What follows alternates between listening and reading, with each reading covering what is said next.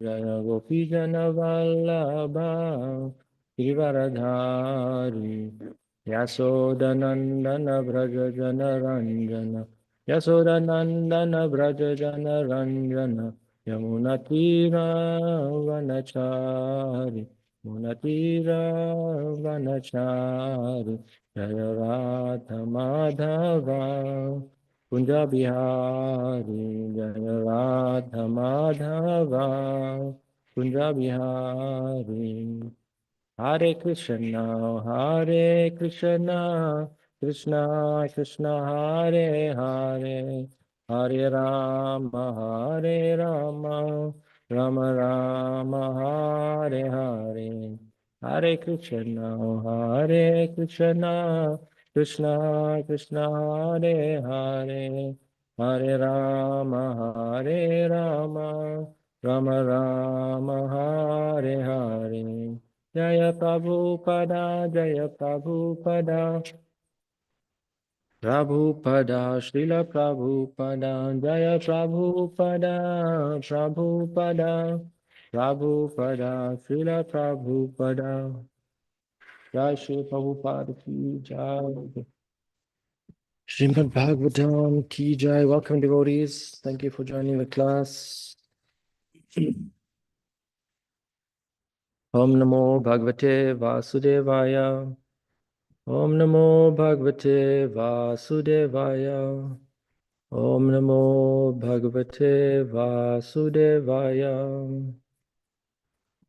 So, reading from Srimad Bhagavatam, Canto 6, Chapter 10, and today we're doing verses 13 to 16.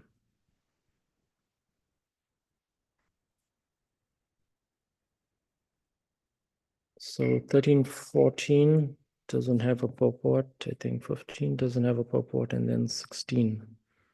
So I'll quickly read these verses.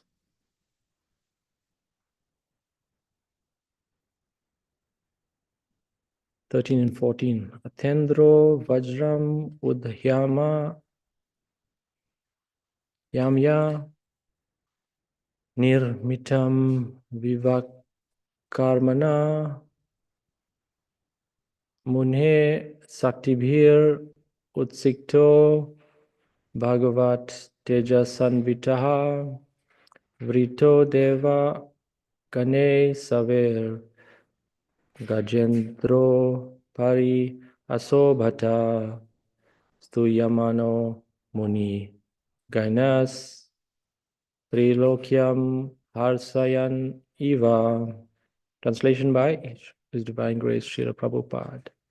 Thereafter, King Indra very firmly took up the thunderbolt manufactured by Vishvakarma from the bones of Dadichi. Charged with the exalted power of Dadichi Muni and enlightened by the power of the Supreme Personality of Godhead, Indra rode on the back of his carrier, Airavata, surrounded by all the demigods, while all the great sages offered him praise. Thus he shone very beautifully, pleasing the three worlds as he rode off to kill Vitrasura. Text 15. Vitram Abhyadravak Chatrum Asuranika Yutapae Paryastam Ojasa Rajan Krudho Rudra Ivantakam. Translation. My dear King Parikshat, as Rudra, being very angry at Antaka, Yamaraj, had formerly run toward Antaka to kill him, Indra angrily and with great force attacked Vitrasura, who was surrounded by the leaders of the demoniac armies. Text 16. Tata Suram Asure. Maybe we can repeat. Oh, there's nobody here. It's okay. Tata Suranam Asure Rana Parama Surana Treta Mukhe Narmadayam abhavat pratame yuge tata suranam asure rana parama daruna tretam mukhe narmadayam abhavat pratane yuge tata suranam asure rana parama dharuna treta mukhe narmadayam abhavat pratame yuge. Tata thereafter, Suranam of the demigods, Asure with the demons, Rana a great battle, Parama Durana very fearful, Treta Mukhe in the beginning of Treta Yuga, Narmadayam on the bank of the river Narmada. Abhavat took place, Pratame in the first Yuge millennium. Translation by Srila Prabhupada. Thereafter, at the end of Satya Yuga and the beginning of Treta Yuga, a fierce battle took place between the demigods and the demons on the bank of the Narmada, purport by Srila Prabhupada. Herein, the Narmada does not mean the Narmada river in India. The 5 sacred rivers in India, Ganga, Yamuna, Narmada, Kaveri, and Krishna, are all celestial, like the Ganges River. The Narmada River also flows in the higher planetary systems. The battle between the demigods and demons took place in the higher planets. The word Pratama Yuga mean in the beginning of the first millennium.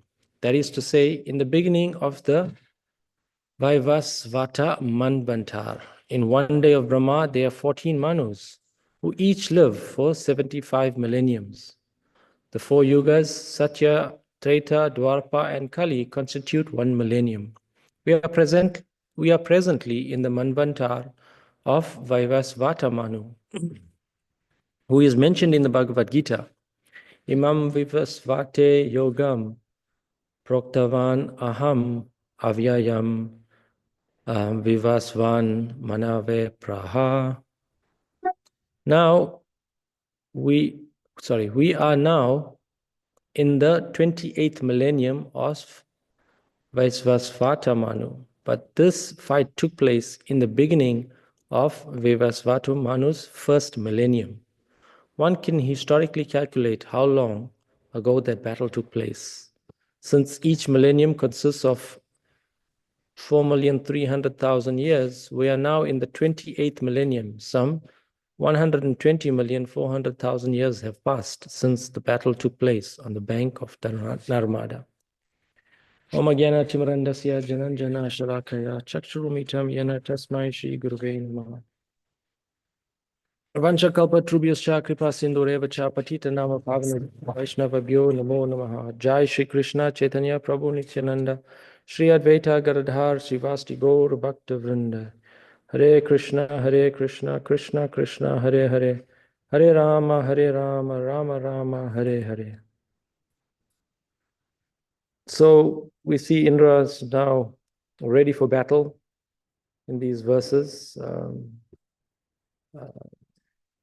He is shining very brilliantly, in one sense, or probably very proud that he has this thunderbolt weapon now, which has been made by the bones of Dadichi, and he is advancing very determinedly to go and kill Vitrasura. Of course, we learned previously that Vitrasura was, because of his humongous size, he was just devastating the demigods, was killing them left, right, and center, trampling them. So many descriptions are there of how the demigods have been beaten up.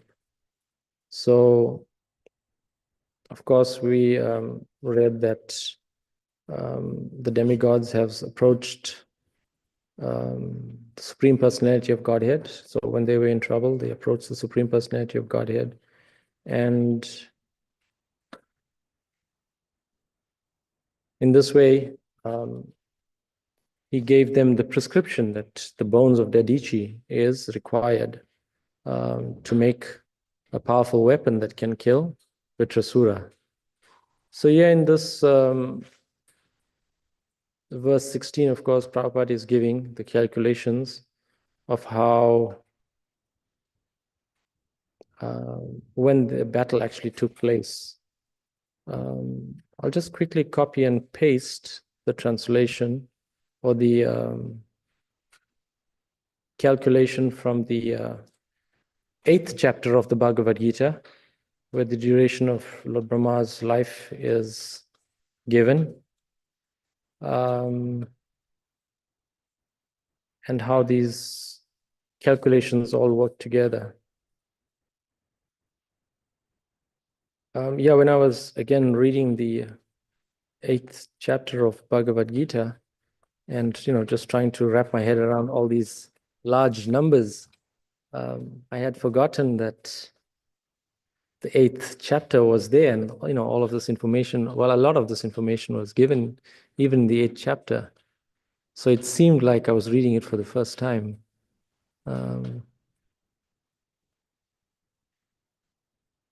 But there is a nice summary of these calculations given about Lord Brahma's life and how long each of the yugas are.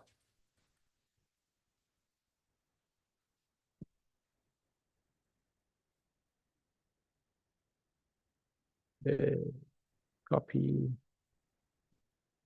and paste.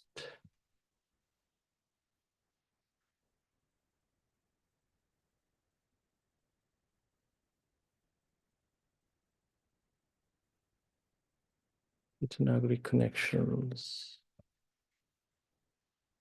Okay.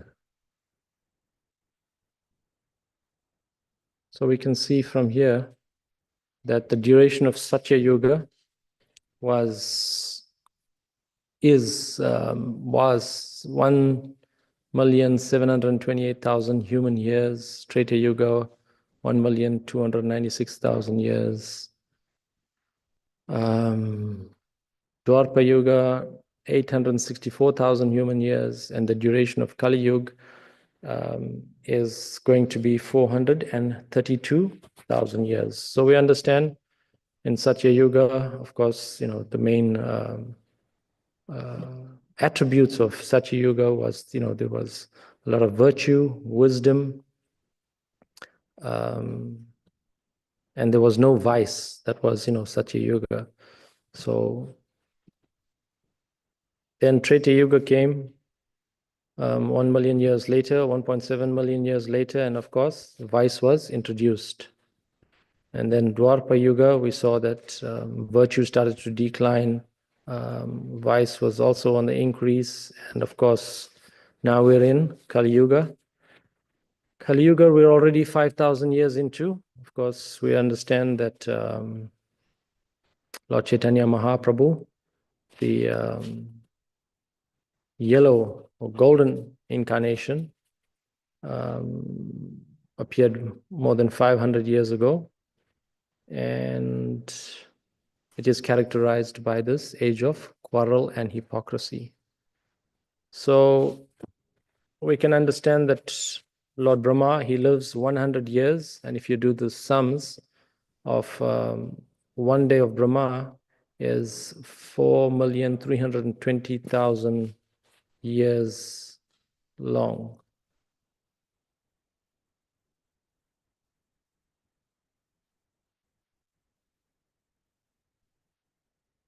And so 1 day of Lord Brahma is also called 1 kalpa.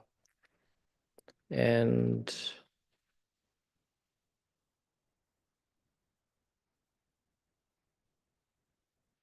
this 1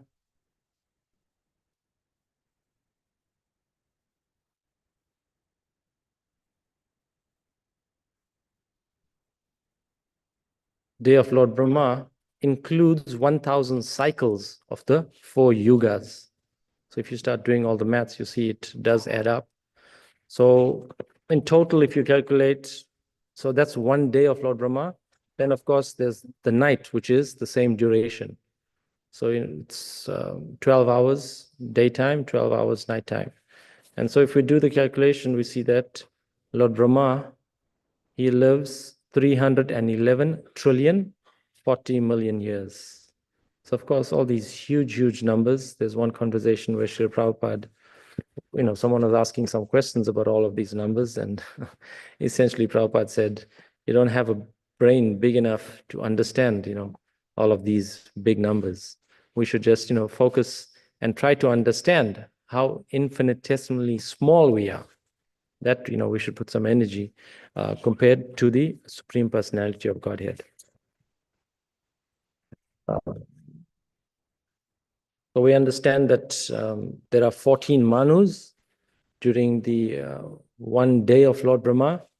And from Bhagavad Gita, we also understood that Krishna had originally given this narration of Bhagavad Gita to Viviswan. So he was Prabhupada somewhere says that he was the president of the solar system, just like how we have the president of the United States, president of so many countries. So in the same way, Viviswan was the president of the solar world. So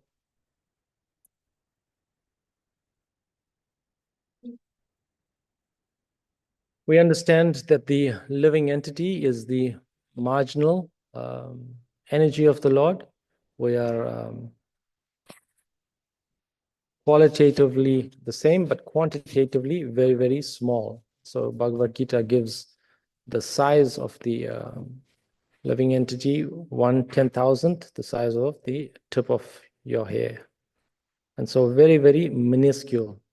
So because of marginal energy, we are very addicted to sense gratification in the material world. And this is, of course, the reason that we are here in this cycle of birth and death.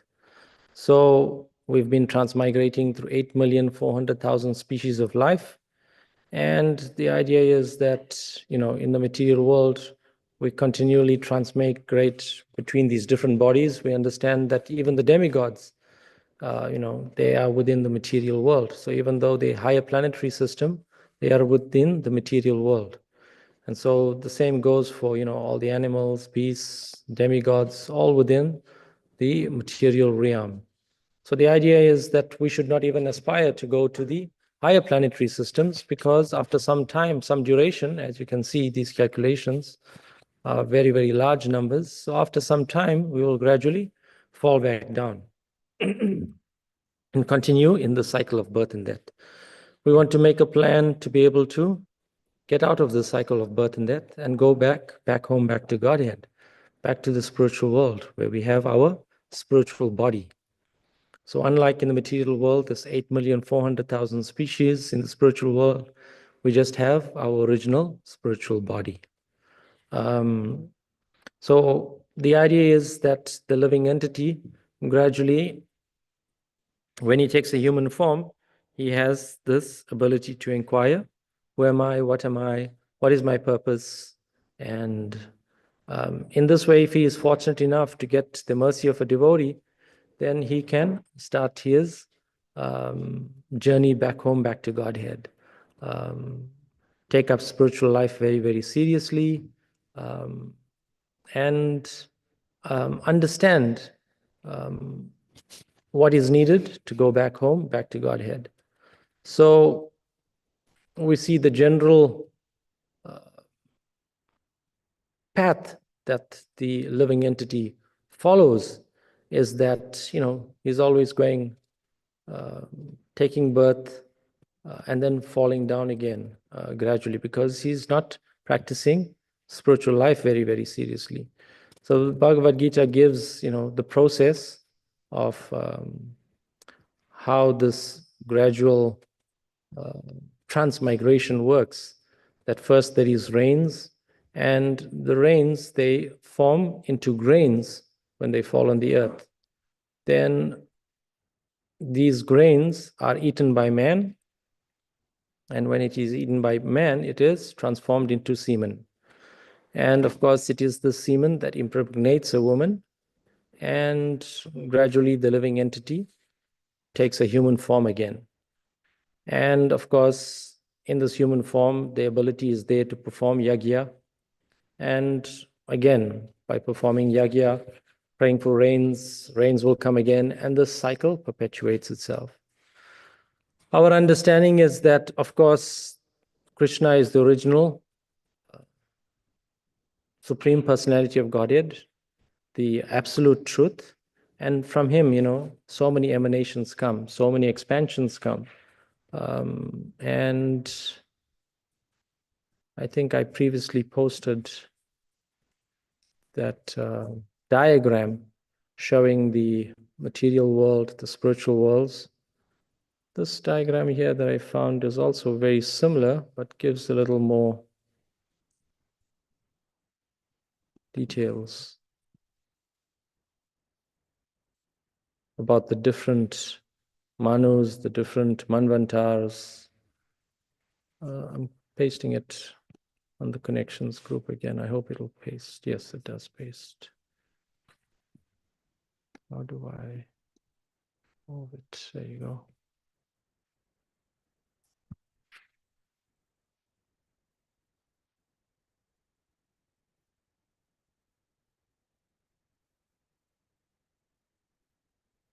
So, of course, there's the quadruple expansions of Vasudev, Pradyumna, Shankarshan, and Aniruddha. And of course, they expand themselves a second time. Well, then there's Lord Narayan. And then again, there's the quadruple expansion in the Vaikuntha planets. So starting off where the supreme abode of Lord Krishna is, Gokul, Vrindavan, then gradually coming down to the Vaikuntha planets. And then, of course, from there, the expansions of Mahavishnu lying on the causal ocean. So when Mahavishnu is lying on the causal ocean, the description is given that, as he is breathing in and out, universes are being born. And when he breathes in, there's complete annihilation of these universes. So the idea is, when there is annihilation of the universes, what happens to the living entity? And of course, they all withdraw and merge into the body of Mahavishnu again. But our understanding, and of course, there's so much of description given and analysis of the actual position of the living entity, but actually the living entity doesn't lose his identity. So even in this process of transmigration, the fact that rains are falling and, to the ground and forming into grains, eaten by man, transformed into semen, impregnating a woman, and attaining a human form again. So even though the cycle is there of birth and death, it seems like the living entity, when he dies, he merges into something or becomes one. So unlike the Mayavadis, of course, they believe that we become one when you get liberation, but actually it is technically not true that there is loss of identity. There's definitely no loss of identity. And when the Lord starts the creation again, then these same living entities take birth again. And so, of course, you take birth according to our desire. So our understanding is that as we desire, then accordingly we will take our next birth. So the idea is not to desire to go to the heavenly planets, because Bhagavad Gita is very, very clear that if we do desire to go to the heavenly planets, then we will be granted that wish of going to the heavenly planets. But again, we understand that we will be caught up in this cycle of birth and death, because gradually we will fall down. So even when the living entity attains the Brahma Jyoti, for example, still as a living entity, you'll be floating around, but there's nothing to do in the Brahma Jyoti. So because there's nothing to do in the Brahma Jyoti, eventually one can become bored, and there's no way to elevate oneself from that point. One will have to take birth again, fall down, take birth again. And so this, perpetual cycle is there of birth, death, old age, disease. So of course we understand that there are 6 stages. One is born, one grows, one remains for some time, one produces byproducts, and then one dwindles and vanishes. Is that Prabhupada's music box? So our understanding is that the living entity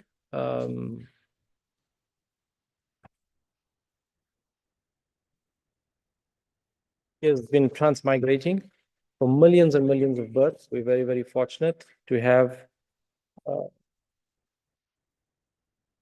body of a human being where we can ask these pertinent questions of who am I, and what is my purpose.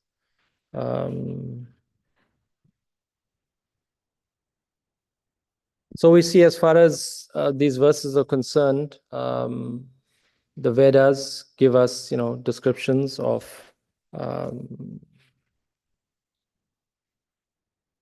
how, time has been measured. So unlike, the scientists give some proposals of, certain things, certain ideas that they have developed, certain inventions that they have. But of course, they generally change their mind. I was mentioning the other day that, recently this one chemical dactyl, which was a herbicide, causing so much of cancer, banned in, of course, Europe in the, 2009. But still in the US, we continue to use it. And finally, the regulators have decided that, yes, it definitely does cause cancer. So it's now been banned, taken off all the shelves. And, it was a very, very fast process to get rid of it. But you can see that scientists, even though they, talk about so-called advancement of civilization, they continuously change their mind. But we can see the Vedas, this Bhagavad Gita was spoken by to Vivishwan at the beginning of the millennium. And, in this way, it's not changing. Prabhupada makes the point that, of course, his disciples, but all of us in general, are addicted to change. And, we always want something new, ever fresh. And are always, looking for ways to change things. But we can see from the Vedic point of view, these calculations, the duration of Lord Brahma's life, etc., they are not changing. It's not like somebody, introduces some new concept.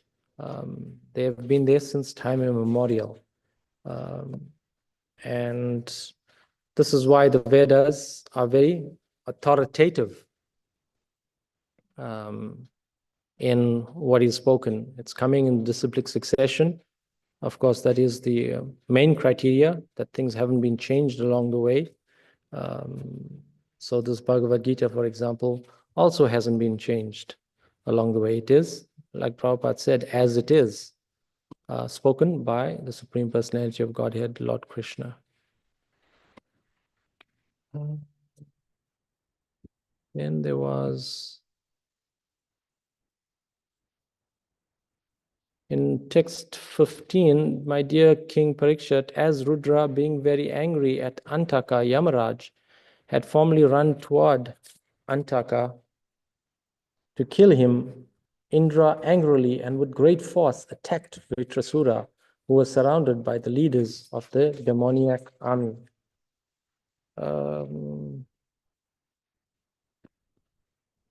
I think, I don't know, can one of your scholars correct me, but I think this reference of Rudra attacking Yamaraj is related to Bhakta Markandeya.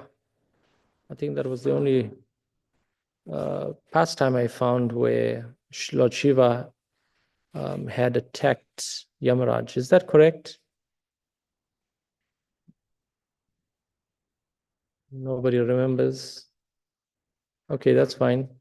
But yes, it seems like this Rudra attacking Yamaraj is related to the pastime of Markandeya. Of course, Markandeya, Bhakta Markandeya was initially very, very devout worshipper of Lord Shiva. And so one time whilst he was worshipping Lord Shiva, then at that time, Yamaraj had come to take his body. And he throws his rope around Markandeya.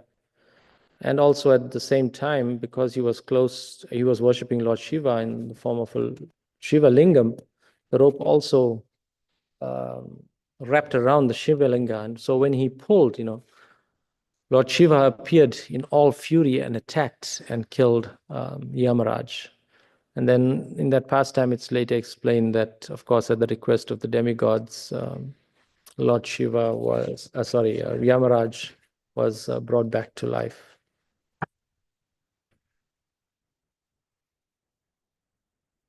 So we also need to make a plan in our, day-to-day life, how to get out of this cycle of birth and death. We see that, of course, Prabhupada was very, very merciful and kind coming to the West, giving us this opportunity of devotional service. So we understand that by engaging in the Lord's service, engaging in devotional service, one can gradually purify himself and go back home, back to Godhead. At the end of this very life, we don't really have to take another birth even to completely purify ourselves. So in one sense, the ball is in our court. We have this opportunity. There's just so much of unlimited services within this material world. I would say even in Gita Nagari, there's unlimited services so that we can gradually purify ourselves of all of these bad habits that we have developed and have become addicted to over millions and millions of lifetimes. So this baggage we've been carrying around, we have the opportunity by engaging in devotional service to gradually shed these layers and make advancement, spiritual advancement, so that we can become qualified to go back home at the end of this lifetime. So yes, of course, easier said than done. We need to be mindful of the association we keep. And sometimes, so many things are very, very subjective. Exactly who should we be associating with, who should we not be associating with. But Bhakti Chaitanya used to always say that, we should look around us. All the devotees around us are there for a reason. It's not just by accident that, we're in each other's association. So we should take advantage of each other's association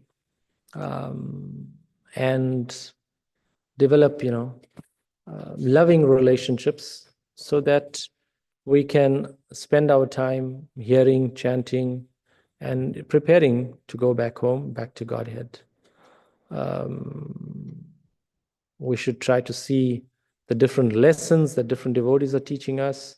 We don't have to go, searching for this community, that community. Krishna provides everything that we need because he is anxious for us to come back home, go back to Godhead. So in this way, all facility is given to us, but due to our stubborn nature and our attraction for sense gratification, we are always, putting up a fight that no, I want to continue to stay in this material world. But we need to use our intelligence to be able to overcome the obstinate mind, so that our mind, does not continuously take us on this perpetual journey, cycle of birth and death. So we have, of course, Krishna in the heart, the super soul, witness, overseer, and permitter, like we were mentioning previously, who's ever ready to give us guidance of how to get out of this cycle of birth and death.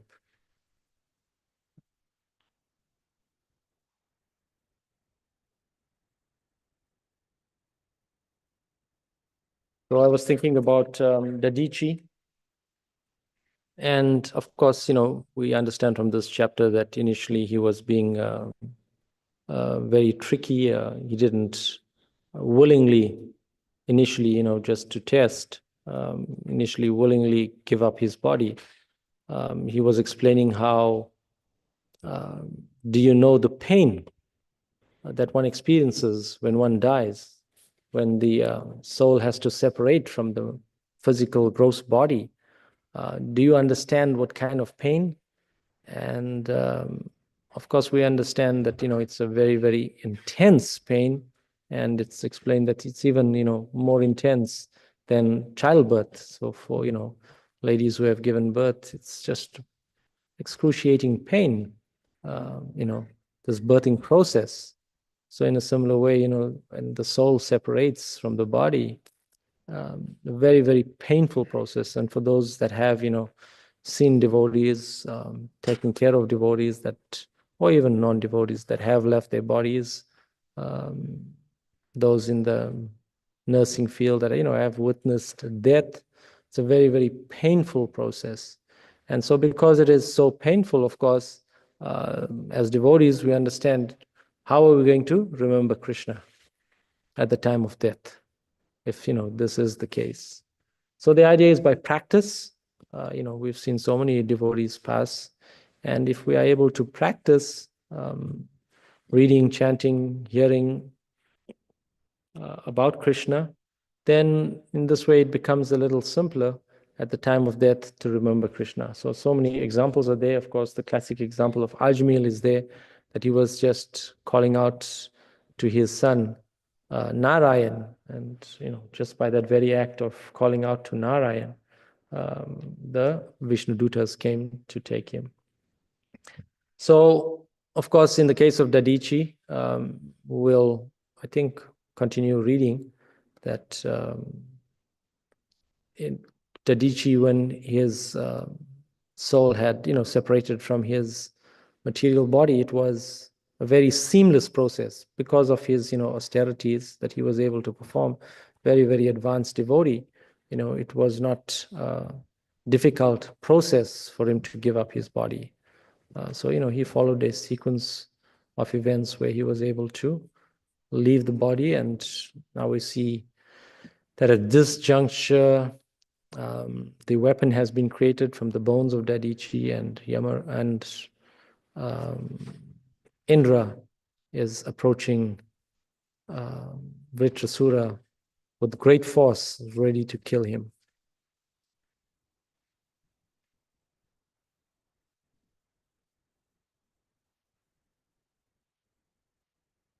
Okay. So I was thinking, how many of us are prepared, to give up this body, even right now? How much of advancement have we made that if death were to come, are we ready? Have we done the needful in terms of our practice, in terms of our surrender, to know that our destiny is going to be Goloka Vrindavan? Of course, the big $1,000,000 question is, when is death going to come? And, Prabhupada has been warning us since the very beginning that death can come at any moment. And we know that. But of course, we forget very, very quickly, and we start making so many different plans for sense gratification. But we should not be so foolish and only focus on making plans for sense gratification. We should be making plans of how to advance in our Krishna consciousness. Yeah, last week we were mentioning also, this is the reason for remembering the Supreme Lord that Queen Kunti prays, bring on the calamities, because when the calamities are coming, then I quickly can remember you. So we said many of us don't want to be like Queen Kunti. We don't want to pray like that. And of course, we also understand the example of Maharaj Kulashekar. So Maharaj Kulashekar, what was his prayer? May I die now while I am healthy, so that the swan of my mind can go back home, back to Godhead. So again, he was praying like this because he could understand that, old age, disease is coming, and eventually death. And so how are we going to remember Krishna at the time of death?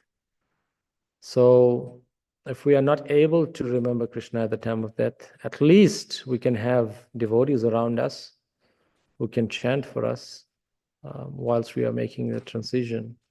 So we can still be hearing the name of Krishna, at least as a minimum. So this is why it's very important for us as devotees to also cultivate relationships with each other. Sometimes it's very, very nice being our own friend, me, myself, and I, but at the time of death, that's not going to save us. So we need the mercy of devotees to be able to help us remember Krishna at the time of death. So I'll stop there. Any comments, questions, additions the devotees want to share?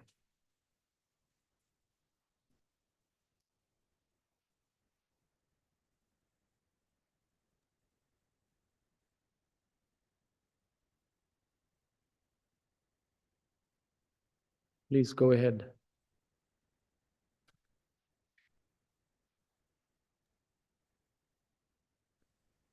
Hare Krishna, Prabhu.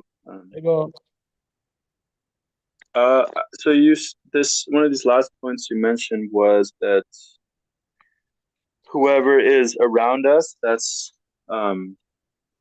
it's not by chance that those particular devotees are there. And, they're there to teach us something by the arrangement of Krishna. So I'm wondering, because I've also heard you say about like-minded association and the need to seek that out. So I'm wondering how to reconcile those two statements. Yeah, so, the mind, of course, is very, very tricky, my understanding. The mind is very, very tricky. We want to find, according to our nature, every one of us has a different nature. So according to our nature, we want to put ourselves in a situation where we are more peaceful to chant Hare Krishna. So we understand, for example, here at Gita Nagari, there's not so much of association available. There's not hundreds and hundreds of devotees. Like, at the DC temple, they said since they even built the new temple, there's just hundreds, if not thousands of people coming over even the weekends. So, more and more people are coming. So one has to understand a little bit about his nature. And I think every one of us, has an idea of what makes us more agitated, more disturbed, and what sort of environment we want to be in to be more peaceful. So the idea is that, us being in any situation, we can learn something. But, sometimes we want to make our mind, you must have heard that saying, make our mind our best friend and not our worst enemy. So the mind will be protesting in so many different ways that this is not proper, that is not proper, this environment is not proper. So at least try to find a situation because, for some devotees, according to, where their mentality is, then they may be very disturbed with large crowds. So then you want to try to situate yourself in a situation where there's not so many, people around, like, our farm communities where there's not, huge congregations of thousands and thousands of people coming in. I can only imagine, living in New Vrindavan, for example, where there's literally thousands and thousands of people regularly, practically daily, even during the summer months.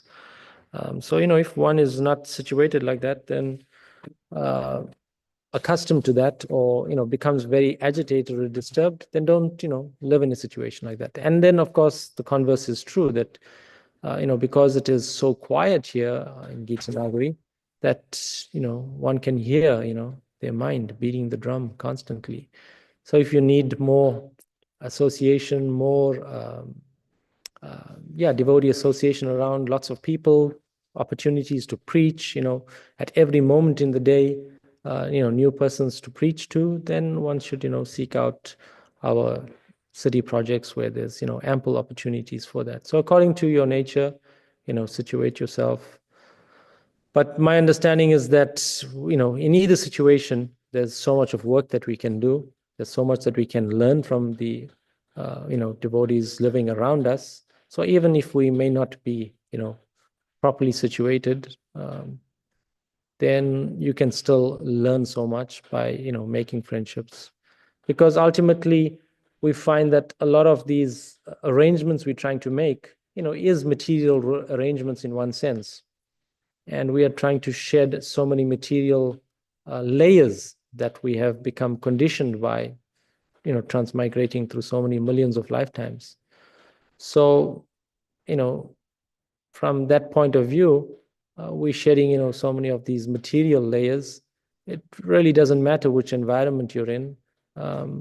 It's, the kind of association. There might just be one devotee, that you're able to have nice association and, advance in your Krishna consciousness. There might be two, there might be three. And, some people may require, hundreds of devotees. So for everyone, I think it is different. I hope that helps. If there's other devotees want to share, please do.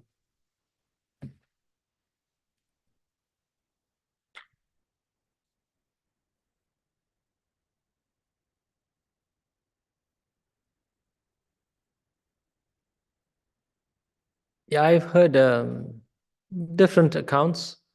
There was one devotee back in South Africa that, was traveling from temple to temple, trying to find, a peaceful situation. And I remember one time she had asked Kadamba Kanna Maharaj that question, because of course the pun or joke in ISKCON is easy journey to other temples. But we forget that, going from one temple to another, that our mind is going with us. So if there is some difficulty, some hardship, we should understand that by just, going to another temple, the same problems are going to go with us. So it's better to confront, these challenges, so-called challenges that might be there, and try to work through them, try to see how we can grow and learn from them, rather than just technically running, from one situation to another. Because just by changing our external environment, we're not going to solve our problems. It depends on what the problem is, of course. So.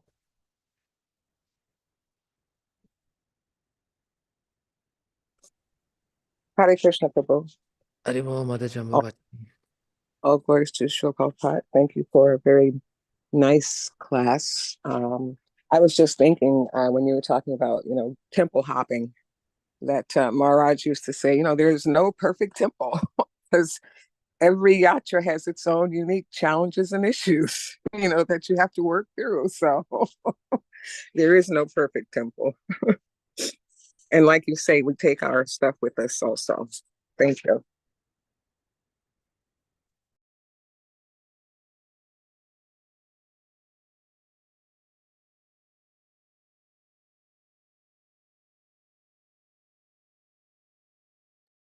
Hare Krishna. Is there time for any more comments?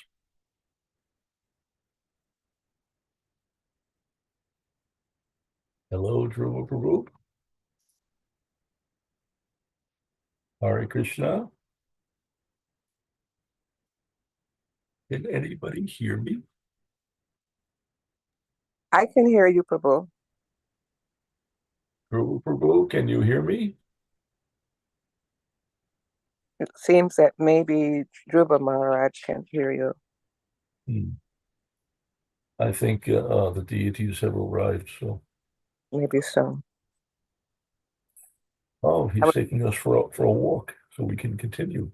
I wanted to say that with regards to temple hopping, Srila Prabhupada strongly objected to this. He would blast the devotees for this. His instruction was that wherever you are, stay put. Just stay put, stay where you are, and render service steadily.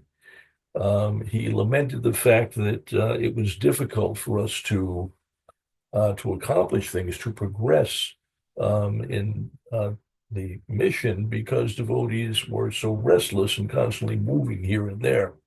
He begged us, please just stay put. Wherever you are, just stay there and commit yourself to developing the project. Just find some service, do that service steadily, and please don't go wandering all over the place because whatever you think the problem or deficiency is where you're situated, it absolutely will follow you wherever you go. It doesn't matter where you're situated. The problems go with you because the problems are not outside. The problems are within you.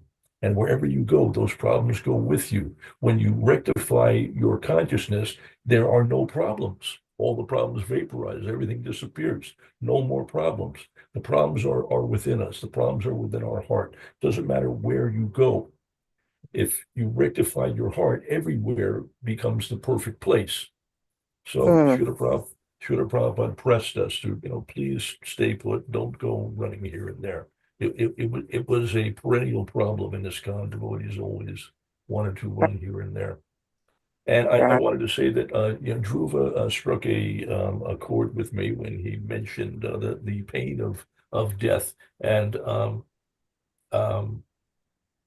I haven't died in this lifetime yet, but I've come close a few times, and it was quite miserable. In particular, I've had several heart attacks. One of them was particularly severe, and although I understood intellectually and philosophically that I should be thinking of Krishna, especially now because, I'm having a heart attack. I know I'm having a heart attack, and I know I can die at any moment. So I was making a particularly serious effort to try to remember Krishna. I was trying to chant and so on, and I found it to be exceedingly difficult because the pain of the heart attack was mind-bogglingly intense. And I've been through a lot of pain in the course of my life. I was in a car accident that did terrible damage to my spine, spinal injuries. You cannot imagine the pain. And that pain has, the worst of it, endured for 9 years without any relief. And it still persists to this day, but not with the same intensity because the nerves are exhausted. But the pain of that heart attack dwarfed anything that I had previously experienced. It was unbelievable, incredible, crushing pain, like the Empire State Building was on top of my chest. And as hard as I tried to think of Krishna and to chant Hare Krishna, all I could think about was the intensity of the pain. I was just writhing around, crying out in agony, pounding my fists on the gurney, and just wishing it would stop. It was overwhelming. So even for devotees, it can be quite difficult trying to remember Krishna, even with all our background, all of our training. without Krishna's help, without the help of our spiritual master, it can be quite difficult to do. Fortunately, devotees, Krishna does help the devotees for those who are sincere. He provides help, but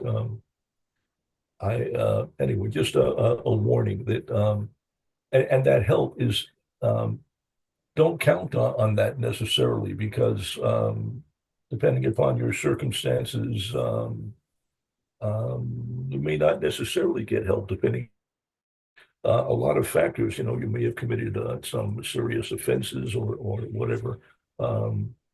And sometimes even devotees, due to unfortunate circumstances, their passing is inauspicious, and sometimes they have to regress. Um, um, Maharaj took the body of a deer. It's not that in all circumstances a devotee's progress is forward. Sometimes you may go backwards and you don't know where you may wind up.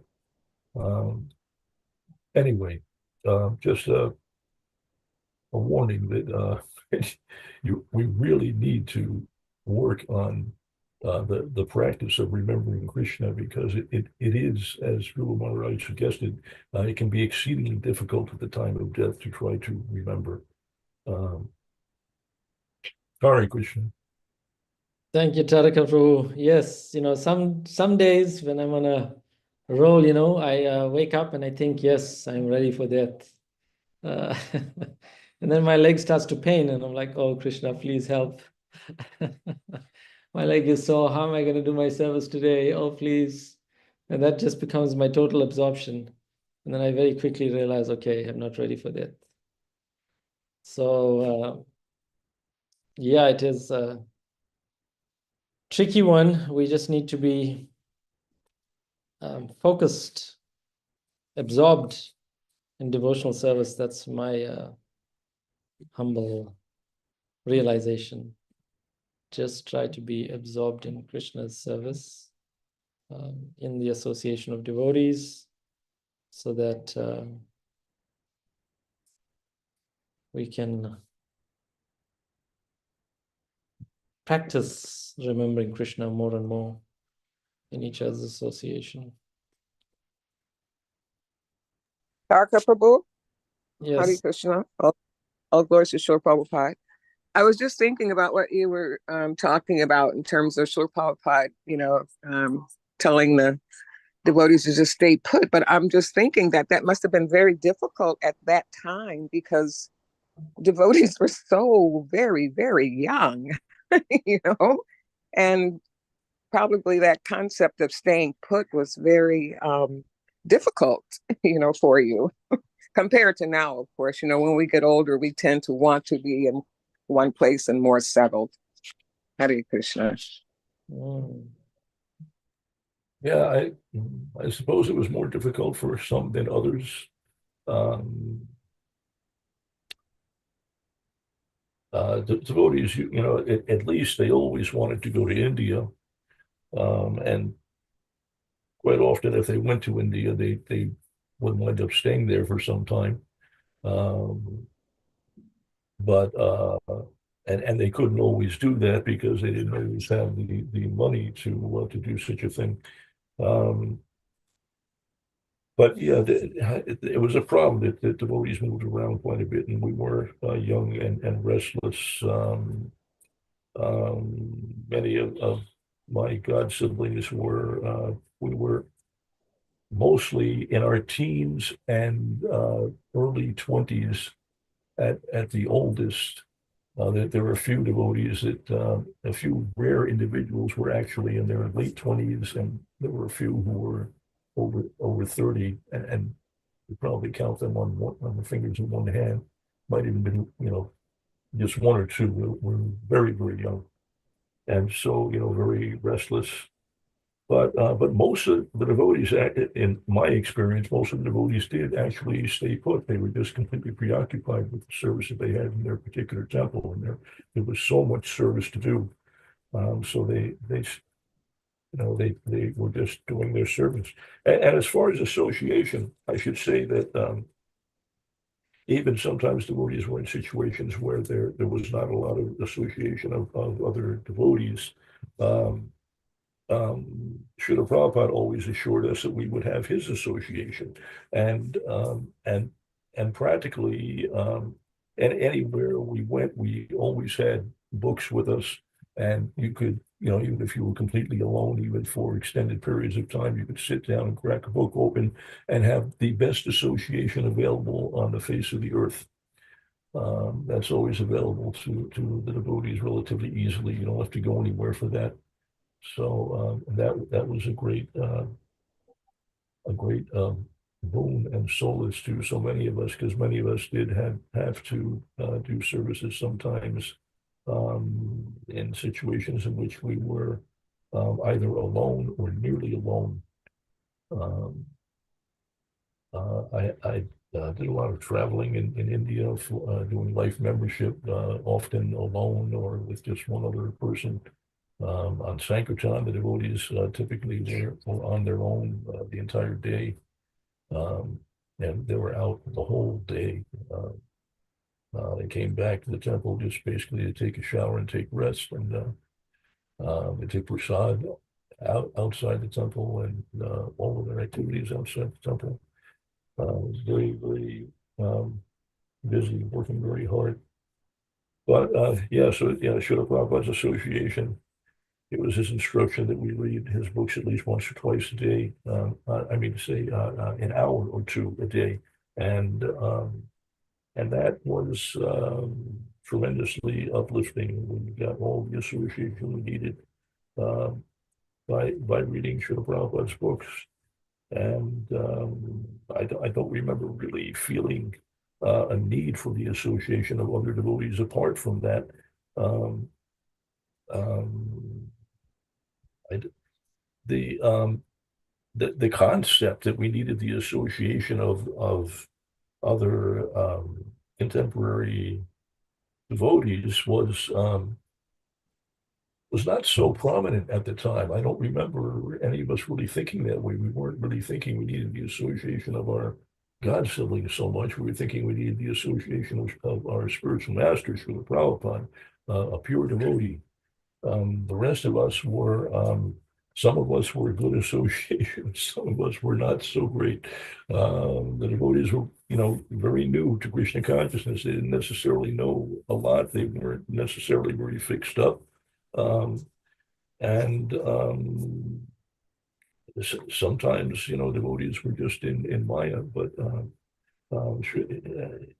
everyone understood that Srila Prabhupada was the best association possible, and that was our focus. We would try to get the association of some of the older devotees, the very senior devotees, many of whom were sannyasis. If, for example, if Vishnu John Swami passed through your temple, everyone would try to make sure that they were available to go on Harinam with him, and they would try to make sure they could hear his class. And similarly, other more senior devotees and advanced devotees, everyone would strive to get their association. But the general rank and file devotees getting their association was, we weren't really thinking that way. We're always looking for the most advanced association. And if there was not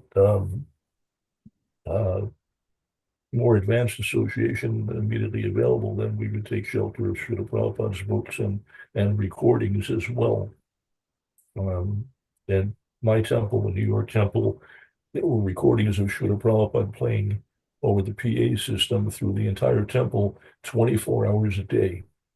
24 hours a day, there was always Srila Prabhupada either lecturing or chanting. So we always had that. It was tremendously uplifting. It's gotten late. I've taken up a lot of time. My apologies. Hare Krishna. No, thank you for sharing these realizations. We are grateful. All right. Thank you, devotees, for sharing. We appreciate it. Until tomorrow, take care. Hare Krishna.